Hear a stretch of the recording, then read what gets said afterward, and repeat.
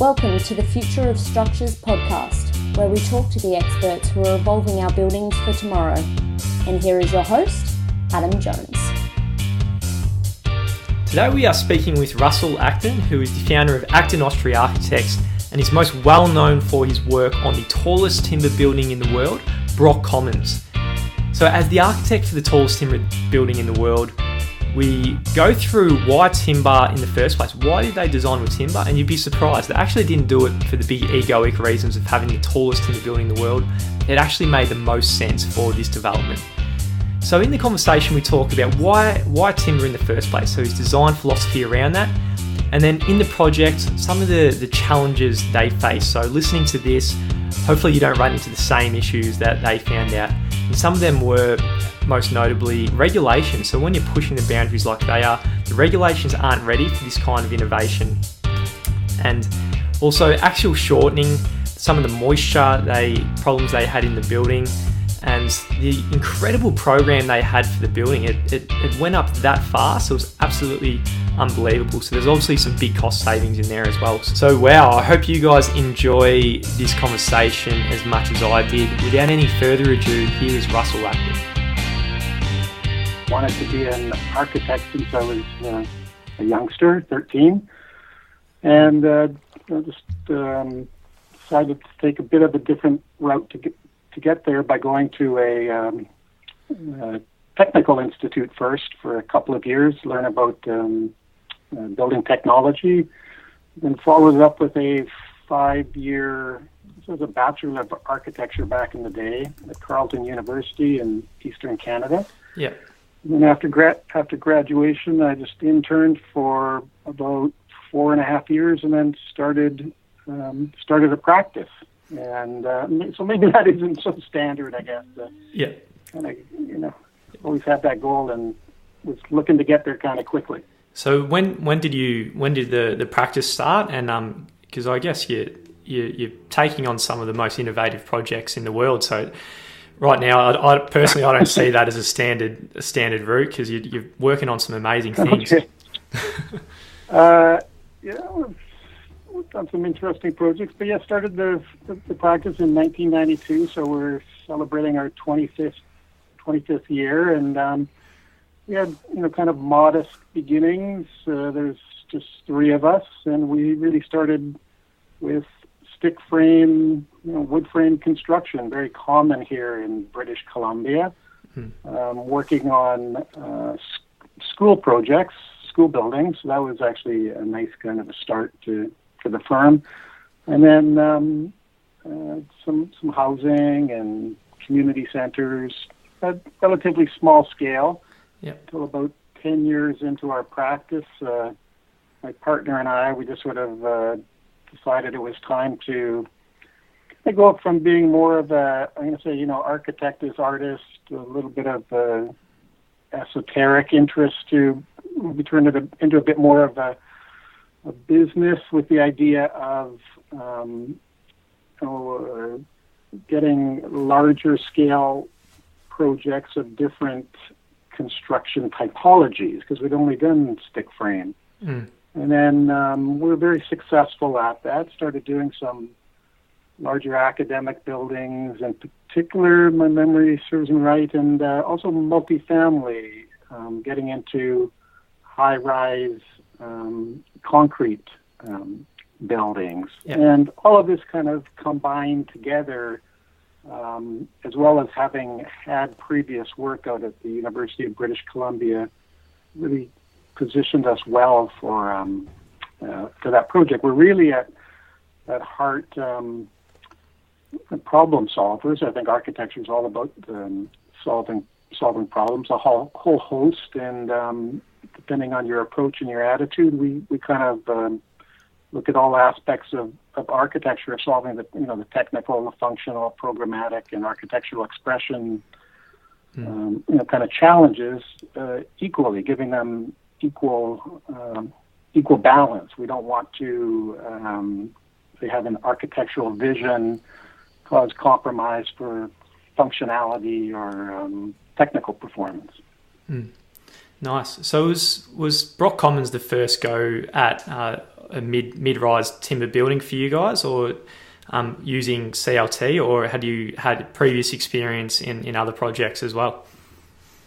Yeah, no, actually no experience with CLT. We had been asked about CLT projects. I'm recalling in particular for public school projects we were working on, and I remember just saying no to the owners. It just didn't make sense. Didn't make sense economically at the time. And I have to say, in terms of this idea about exposing CLT surfaces, be they walls or ceilings, particularly in an academic setting, doesn't make sense to me, because all four walls are required for teaching surfaces, well, and one for windows, let's say, at least one for windows. So the other three are teaching walls, so you can't see anything behind them anyway. And then the ceiling, it's of real importance that it performs acoustically.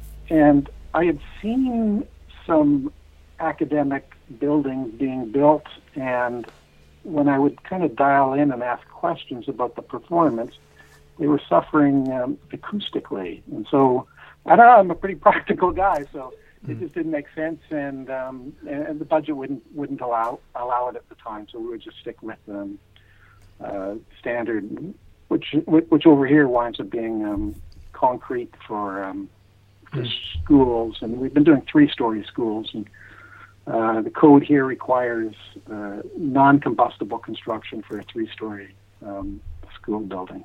So yeah, so very often in our projects, one of our first questions is, because we work on tight budget projects, is what structural system can we afford, and then it goes from there.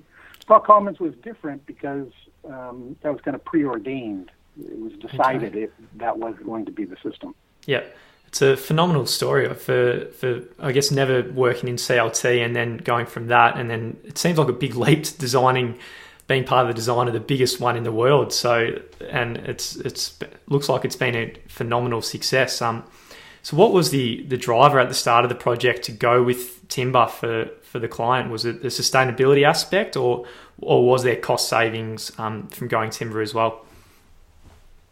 Yeah, okay, I'll get to that one. But first, I just want to say is that, in terms of my interest in wood, though, it's it's been from day one of my career, and I've been involved in I'm going to say sort of the politics and the push for tall wood by being involved on some different governmental committees here in British Columbia, supporting programs that set the base, I guess, for Brock Commons to happen. Going back to say 2010 to 2011, I was on various roundtables and governmental committees about that. Most importantly, in 2013, I was an evaluator for the Tallwood Demonstration Projects Initiative.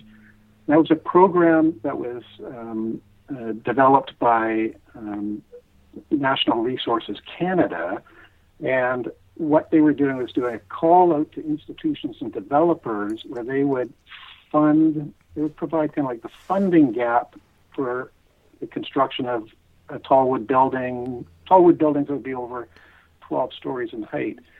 So UBC applied to that program. I was an evaluator. I'd already worked on, I'm going to say, half a dozen projects at the university, and I knew that they were very, very savvy. They kind of develop their projects. They have an arm called UBC Properties Trust that kind of manages the development and the projects get constructed on the university. It's construction management, so they're very much involved in that and understand the economies and different building typologies and construction methodologies.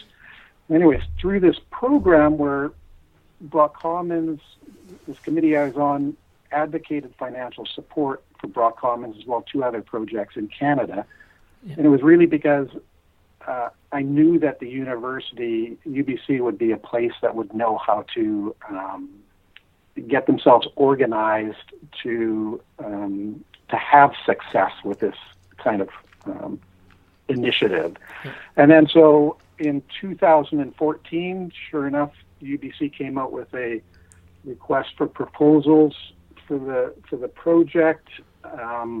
We were definitely interested in it, thought that we had, what it would take to solve a problem like this or contribute to it.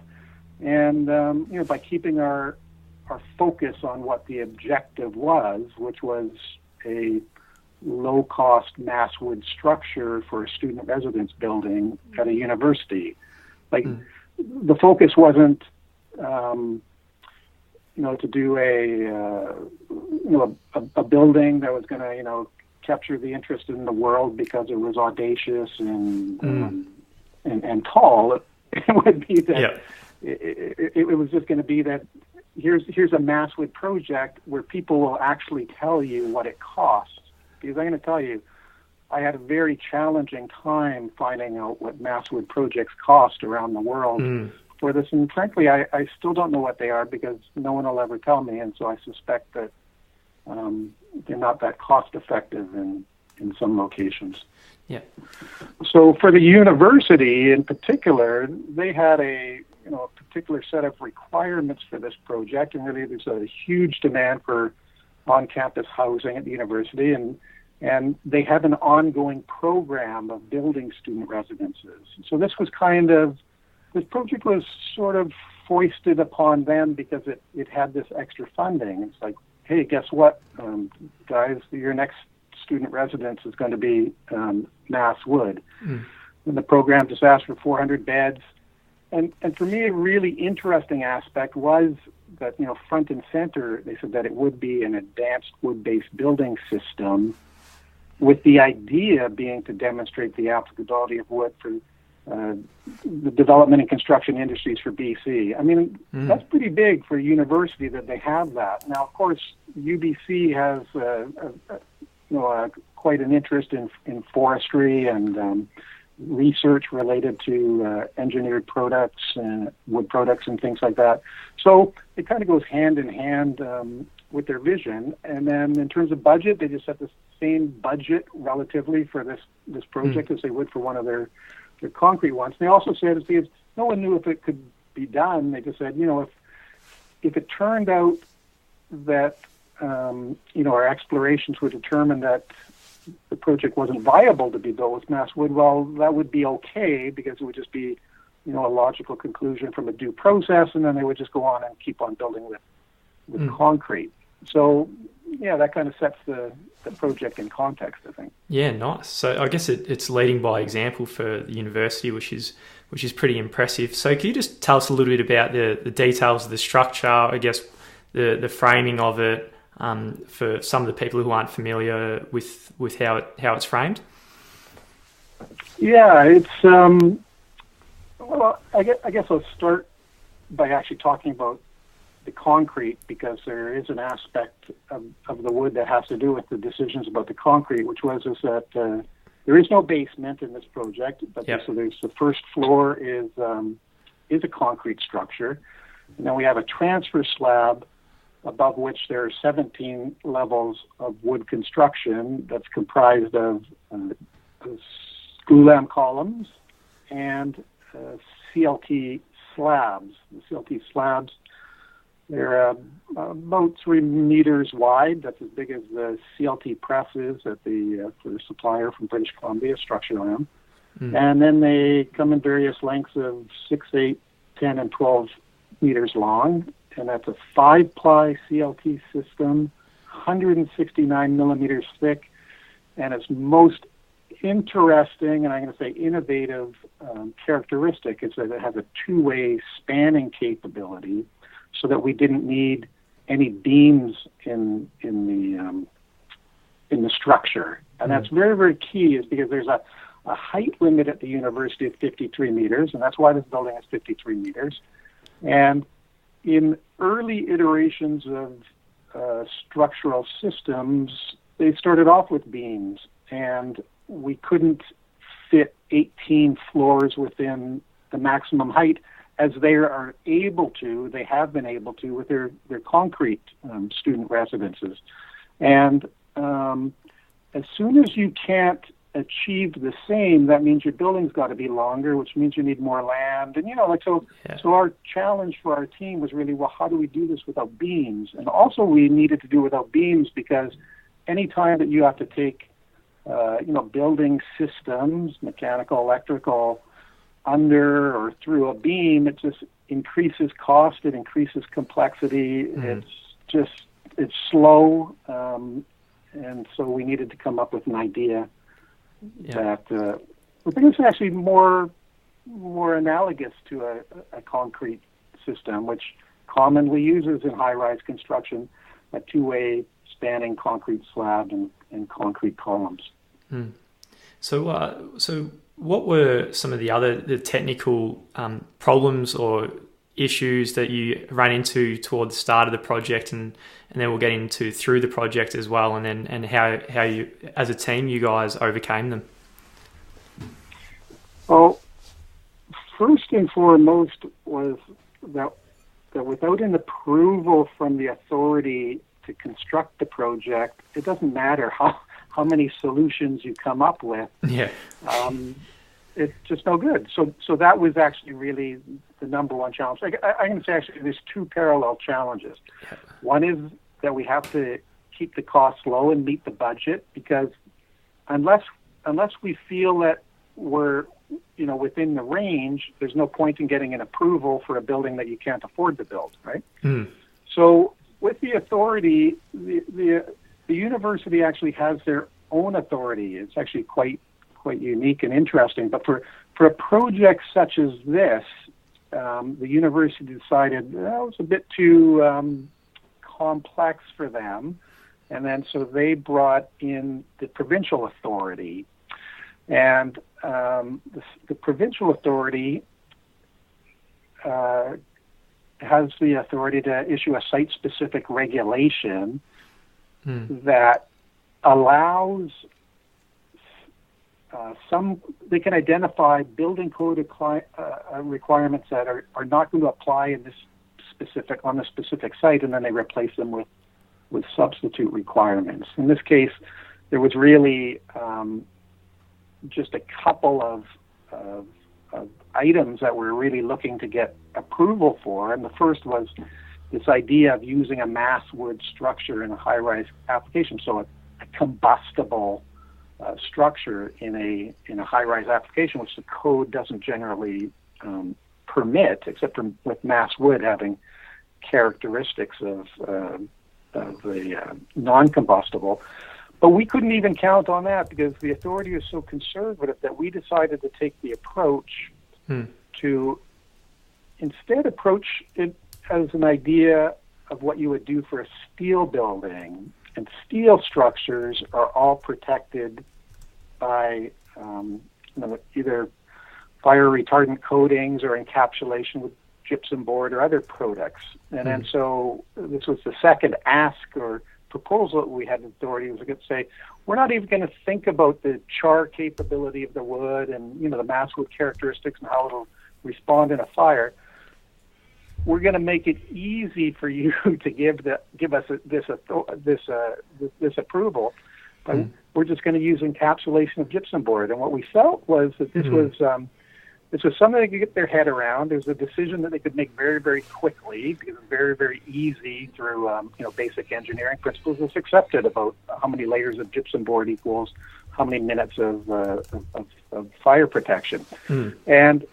And our philosophy is that after this first of its kind is constructed, then on subsequent projects, we can go back through testing of, fire testing of various CLT assemblies, and then come up with a set of approved, pre-approved. In Canada, they're called ULC ratings, Underwriters Laboratory. It's just, the type of thing that all architects and engineers around the world, from day to day count on to design buildings, known design solutions. So that was really it. And we always discussed is we're going to give the authority an offer that they kind of can't refuse, because we were kind of pre-warned they were pretty conservative about it. Yeah. So with the encapsulation, because one of the best things about CLT, and I'm an engineer, so you probably appreciate it a lot more than I do, but is the just the timber when it's exposed. So do you envisage a future where you might not need to encapsulate the CLT as much as buildings we need to today? Yeah, for me, I think that exposing CLT over time, we're going to see is that's going to be a luxury. It costs money to do that. I think that you're going to see exposed CLT on, maybe corporate headquarters of forestry, companies or high-end businesses that use it as an image. But I'm talking about construction budgets that are twice that of what we did with Brock Commons. And so you got to really remember again what the goal of the university and what the goal was that was set by the team is. We're looking to see how we can get mass wood used more in the construction industry. And what we believe that the future is for mass wood is actually really what we call ordinary buildings. It's going to be multifamily housing, and this is something that I was impressed with, when I was doing research of looking at Stat House in London and Forte in Melbourne. These are multifamily residential buildings, and they're finished with, they're encapsulated in gypsum board, and they've got wood floors, engineered wood floors. This is what the market wants. This is what buyers want. Who wants to live in a CLT exposed building? Well, I'll tell you, a small percentage of architects. Like that's it. And then they can sit around and then they'll lean back and they'll go, wow, isn't this wonderful? And I'm going to tell you, it's like, you know what? It's sort of wonderful, but it's actually a little bit, it's a bit kind of audacious and a bit, it's, for me, it's actually a bit kind of gross in a way, is that in order to have exposed wood, it's really the amount of effort and cost that has to go into it. It's actually kind of a bit unsettling. And again, it's like if I was offered a job to design a exposed wood building, I would love it as long as I had the appropriate budget on it. So don't get me wrong, but I think that architects that are promoting exposed CLT are really, really missing the big picture.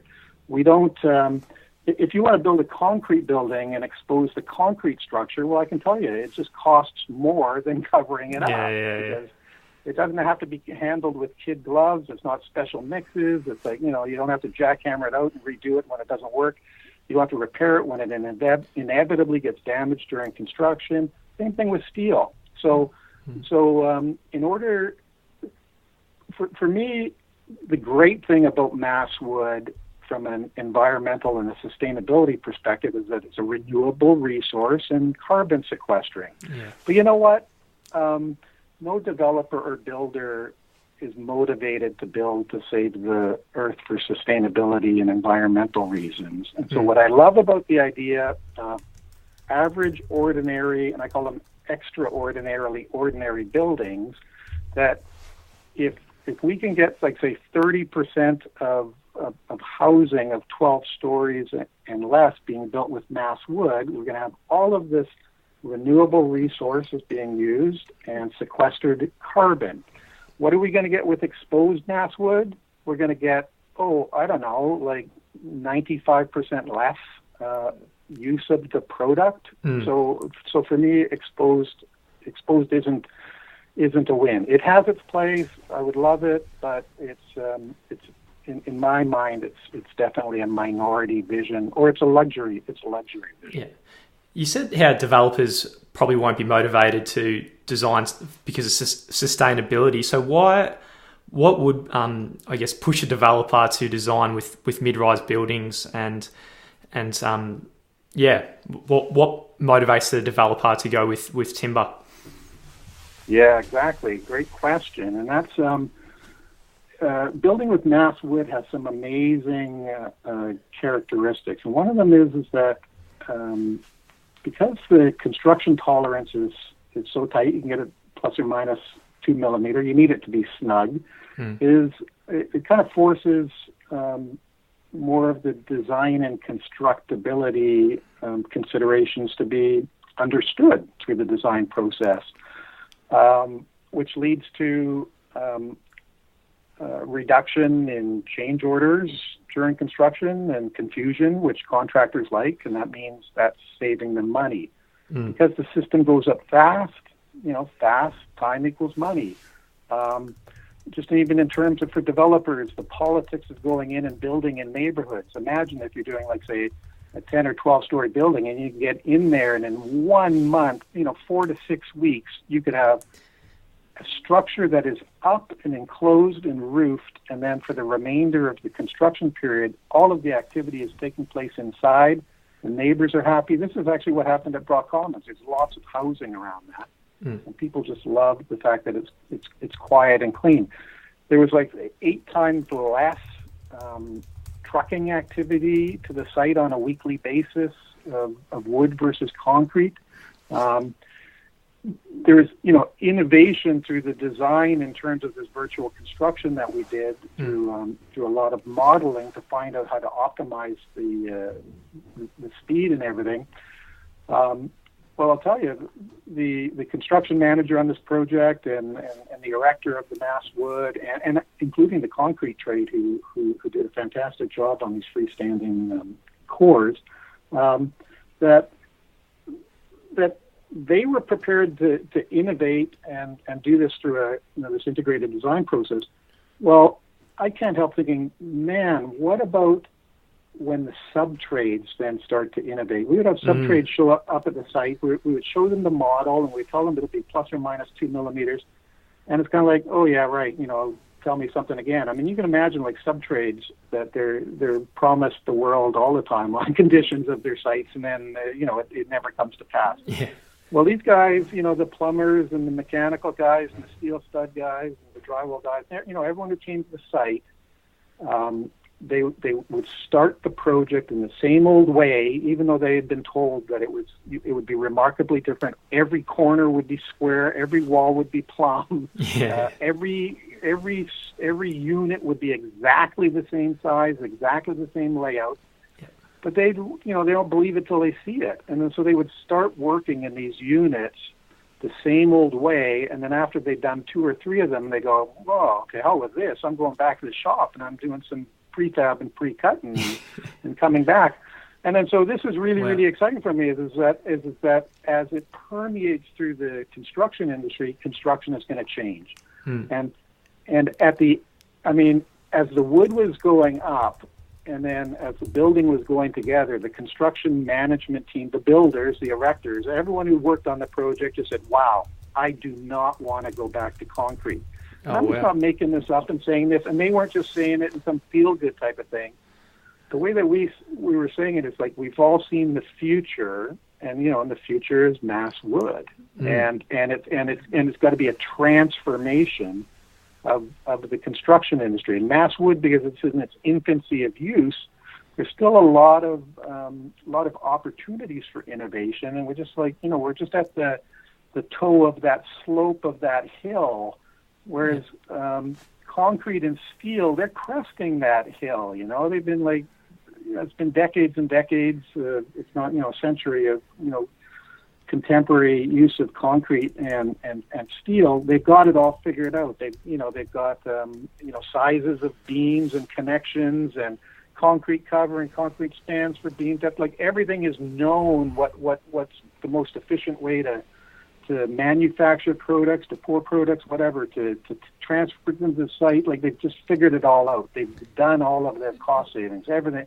The only thing that can happen to them now, the way that I see it, is that their resources are going to get exhausted and the price will go up. Whereas with wood, it's renewable, and there's just all this opportunity to keep on finding out ways to do it better and better and better. So we're on the hill, and we could push toward a lot of or a huge market share of timber buildings. So, but as it develops, will there be supply issues of the wood? Because I think it might take a few decades to grow trees, or will it go down the path of because of economies of scale, because we're getting more and more timber buildings, it actually will drive down the costs and then have a positive feedback loop with more timber buildings, if this question makes sense. Yeah. Well, I mean, I think Europe and Austria in particular is a really great example of, a well-considered CLT industry where it goes from, I understand it's actually ownership of the timber parcels, and then harvesting the managed forest, and then, doing the engineered wood fabrication that can control the whole industry. So in North America, I mean, we've got forests like as far as you can see, probably some human man's foot hasn't even been at the base of many of these trees, I'm sure. Anyway, just to put it in perspective, for Brock Commons, North American, or I guess say U.S. and Canadian forests, that amount of wood used is calculated that it grows in like 6 minutes time. So with some tracts of managed forest, it's going to just be very, very effective with the types of wood that gets used in these type of products, engineered products. It's really fast growing, almost weed like. You're harvesting them at I'm not sure. I think it's after 20 or 30 years or something like that. So you're not waiting for these massive trees to come, and you just keep on planting them and doing the waiting game and moving on to the other your other resources. It's the other one's renewing. So I think the future's Hey guys, Adam here. Just before you go, just one quick request. And in the future, if you're enjoying the show, please leave a review. It helps our rating and ranking on iTunes, so more people can hear from people who are making our cities better places for our future. How big do you think it's going to go in the future, and where it might max out for timber buildings? Well, you know what I got to say is one of the things that I'm least interested in is how tall a tall wood building. Bit of ego. Because I'm not kidding. I think that it's. I don't think that that's what the focus should be. Yeah. Okay. Then I hear architects. You go and you see these things about whatever a mile high tall wood building, or the Empire State Building equivalent could be built out of wood. And I just got to ask why. I mean, once we get to talking with Paul Fass, the structural engineer on this project, is you push some more engineering to get up to say 30 stories. Like you got to throw a bit of engineering at it, where it's kind of like you're not getting the biggest bang for the buck there. Yeah. What Paul feels like it's like 12 stories and less. And I'm going to tell you, the world is made up of the majority of buildings in the world are 12 stories or less. There's this thing about some of this machismo and stuff like big is best and all this kind of stuff. It's like let's concentrate. Let's put our focus on where it's really going to be effective. And in this case, it's kind of like low. Yeah, it's lower. So I just don't even follow that game, because I think it's a completely wrong focus. It's just the way that we're going to help make this planet a better place is by getting maximizing the use of this renewable masswood resource, and that's by using it economically. And if it's economic, people will build it. Will build with it. It's as simple as that. And then they're going to build with it because the constructability of it is so amazing. These advantages of the speed and the prefabrication, and for me, then the sustainability benefits, they're almost like a value add-on, as opposed to, the tail wagging the dog kind of thing, where it's like, oh, save our world and everything. I'll tell you, when we're working on multifamily residential developments here in Vancouver, for concrete tall high rises or whatever, we've heard from the developers that they have focus groups and studies about asking buyers I'll just use this as an example, like if you buying a condominium, and let's say it was $295,000, because they would never price it at $295,000, and that was it was all meeting sustainability standards. It was environmentally responsible. If you could buy that versus one for $5,000 less, $290,000 or whatever, which one would you buy? And every time they want to save the $5,000. Yeah. And that says something about, just sort of like the everyday, man and woman. It's a lot of sustainability is kind of talk and no action. Yeah. Yeah, love it. Love that attitude, just focusing on, the right things. So what do you think will have the biggest impact on the buildings industry going forward? And the answer doesn't have to be timber. It can be anything that you think will have a big impact. I think it's prefabrication. It's prefabrication of a whole host of variety of systems in buildings. And you see them happening in the world. I remember that there was some video, I think it came out a couple of years ago, of I can't remember how tall that building was in China. Did you see that? There was some clip online somewhere of they've done it was just massive. They've done, I know they did a 30-story building in 15 days, and then they also did a 60-story building in 20-something days or something. It was broad group. It was, crazy. Yeah, exactly. I think it was the 30-story one that I saw, and it's sort of like, wow, that's pretty amazing. Well, again, and in our own modest way with Brock Commons, with the prefabrication of the wood structure and the prefabricated facade, we experienced the same thing, and the building industry here saw it happen, and some of them contributed to it happening. But I'm telling you, it's very, very uncommon for prefabrication of any, real kind of scope and substance of happening in North America, or certainly in Canada and locally in Vancouver.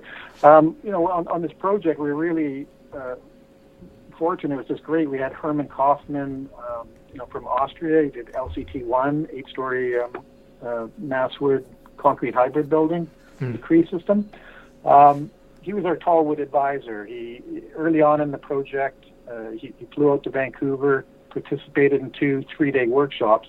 One of them was talking about prefabrication. He gave us this amazing slideshow presentation of prefabrication in Austria, and all of our eyes are like, it's an integrated design team there, so it's builders and subtrades and engineers and consultants, and our eyes are all kind of bugging out as we're seeing, like, he's basically telling the story that you need something prefabricated in Austria, and you just go down to the local, he just calls them the carpenter, but it's the builder, and they have turning tables and cranes. Their shops are just outfitted to handle these types of prefab jobs. You just don't have that here. Yeah. And we're really fortunate to have this prefab facade done, which this supplier had does from time to time. It's just one of several products that they'll build on spec. They don't solely do prefab facades because there isn't the demand for it. We've since heard from after Brock Commons that these guys have been doing more and more research and development, because they also see that they think it's going to be an important future of construction, and they want to get in there on the ground floor of it. Yeah, phenomenal. So if people want to find out more about what you're up to and the projects you guys are doing, where can they find out more? Well, in terms of, I can't tell you how many times I've been approached about, hey, will you be our architect for this massive building that we have on the boards? And my first question out of my mouth is always, well, sounds good. How are you going to get your approval? Yeah. And then they go, oh yeah, no, we know these code. And I'm talking about different cities and different countries around the world. Oh, got a great relationship with the building authority and stuff like that. That'll be no problem. And I can tell you, like in 2 years, I've never heard no one's come back and said, oh yeah, hey, yeah, we met with them and they say yeah to go. Yeah. So So we don't actually have any, and I'm going to tell you is that we never expected to have any, frankly. Yeah. My partner and I talked about when we started the project, we said, until the code changes, which won't happen in BC here until 2020, we just really don't believe, why would a developer pay for a site-specific regulation? It's very expensive, so there's no guarantees, all of that kind of stuff. Well, why would a developer add that to their cost? Yeah. But something that is interesting for us is we're just advanced onto a short list of 5 firms for a potential project in Toronto, in Canada. It's George Brown College, an academic institution there. That the second phase of this competition is a design competition for a 12-story mass wood building. So we'll see how that goes. We're still a bit uncertain if we don't know if it's a publicity stunt or if they're really going to do it. Time will tell, I guess. Hey guys, Adam here. Just before you go, just one quick request. If you're enjoying the show, please leave a review. It helps our rating and ranking on iTunes, so more people can hear from the people who are making our cities better places for our future.